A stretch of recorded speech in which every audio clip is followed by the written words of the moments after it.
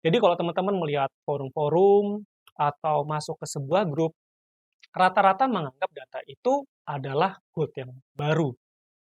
Di mana dengan adanya data, itu kita bisa menghasilkan sesuatu yang berbeda.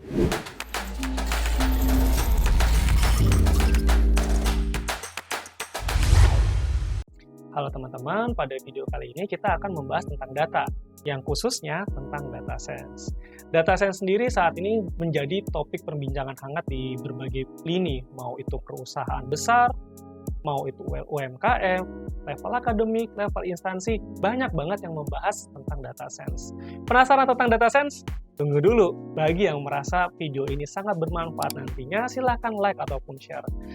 Dan jika kamu merasa channel ini sangat bermanfaat, silahkan subscribe. Karena dengan subscribe, teman-teman akan mendapatkan informasi-informasi terbaru tentang channel ini. Oke, kembali lagi ke data science. Jadi kalau teman-teman melihat forum-forum atau masuk ke sebuah grup, rata-rata menganggap data itu adalah gold yang baru. Di mana dengan adanya data, itu kita bisa menghasilkan sesuatu yang berbeda. Padahal kalau kita melihat data sendiri, data itu apa sih? Ya teks, angka, gambar, suara, atau format file lainnya yang tidak terstruktur atau hal lainnya. Tapi di orang yang tepat, dengan pengelolaan yang tepat, itu akan menjadi suatu hal yang baru. Yang suatu hal yang sangat bermanfaat sehingga beberapa orang menganggap itu sebagai emas yang baru.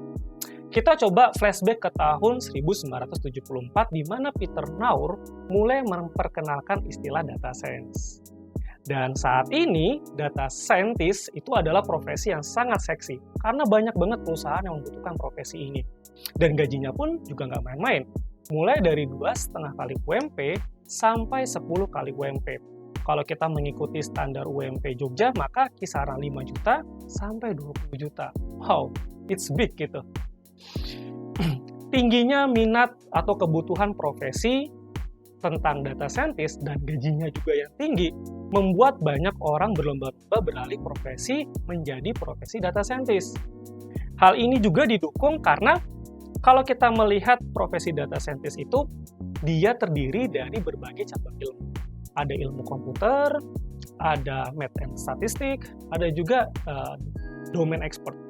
Dari situ, kalau misalkan teman-teman dari ilmu komputer, ya teman-teman bisa jadi data scientist. Dari math and statistik, bisa jadi data scientist. Dari domain expertise pun sendiri, itu bisa menjadi data scientist. Nah, karena itu juga banyak banget yang berlomba-lomba memilih ke jalur profesi data scientist. Tapi, saya perlu mengingatkan juga, di beberapa perusahaan, ketika teman-teman masuk atau mengikuti lowongan pembukaan profesi data scientist, di beberapa perusahaan diharuskan teman-teman bisa di data engineer juga.